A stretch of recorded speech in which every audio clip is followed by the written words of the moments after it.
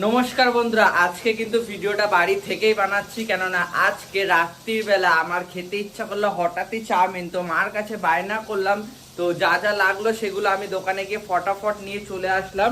কি কি রয়েছে একটু দেখাই তোমাদের। রয়েছে কিন্তু টমেটো সস, রয়েছে কিন্তু এখানে মিও, রয়েছে কিন্তু এখানে শেজওয়ান চাটনি, ঠিক আছে, আর কিন্তু রয়েছে এখানে সয়া সস, ঠিক আছে, দেখতে পাচ্ছ যেমনটা।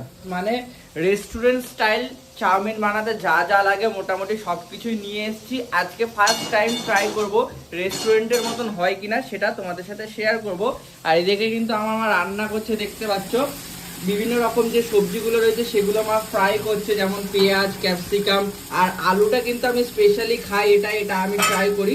রেস্টুরেন্টে আলুটা দেওয়া থাকে না, নট এ প্রবলেম। তো মা আজকে রান্না করছে, তাই তো মা? একদম, মা কিন্তু লজ্জা পাচ্ছে, নট এ প্রবলেম। চলো রান্নাটা হোক, তারপর কিভাবে কি করছি আমি মোটামুটি যতটা পারবো চেষ্টা করব তোমাদেরকে দেখানোর, এবং লাস্টে খেয়েও অবশ্যই বলবো মা কেমন রান্না করেছে আজকে, রেস্টুরেন্টের মতন কতটা আসতে পেরেছে, যেহেতু আমি আর মা প্রথমবার রেস্টুরেন্টের মতন করার চেষ্টা করছি একদম। তো তোমরা দেখতে থাকো। তো বন্ধুরা, এক এক করে কিন্তু আমি সমস্ত রকম সসেস গুলো অ্যাড করে দিলাম। লাস্টে কিন্তু দিলাম টমেটো কেচাপটা দিলাম। আর যেহেতু মা আর আমি মিলে রান্নাটা করছি, তার জন্য কিন্তু পুরোটা আমি নিতে পারছি না ভিডিওতে। তো যতটা পারছি চেষ্টা করছি নেওয়ার। তো চলো, এইগুলো হয়ে গেছে। এবার যে চাউমিনটা রয়েছে সেটা বয়েল করা হয়ে গেছে, যেমনটা দেখতে পাচ্ছ। তো মা ওটা ফ্রাই করে নিক, তারপর কিন্তু এই চাউমিনটা দিতে হবে, তাই তো? আচ্ছা আচ্ছা, তো চলো রান্নাটা শিখে রাখি বন্ধুরা। একা মানুষ, বুঝতেই তো পারছো, রান্না বান্না শিখে রাখা খুব ভালো ব্যাপার একদম। চলে গেল কিন্তু এবার চাউমিন, নাকি দেখেছো চাউমিনটা? জাস্ট চলে গেল চাউমিনটা, দুর্দান্ত কিন্তু লাগছে।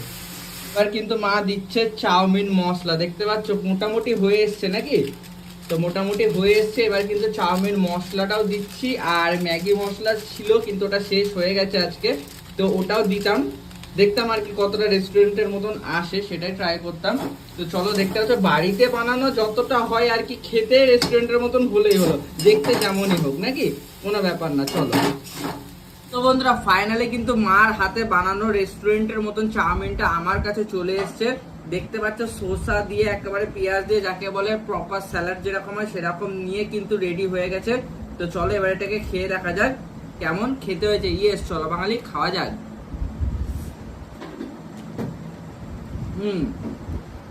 যদি বলি টেস্টের কথা,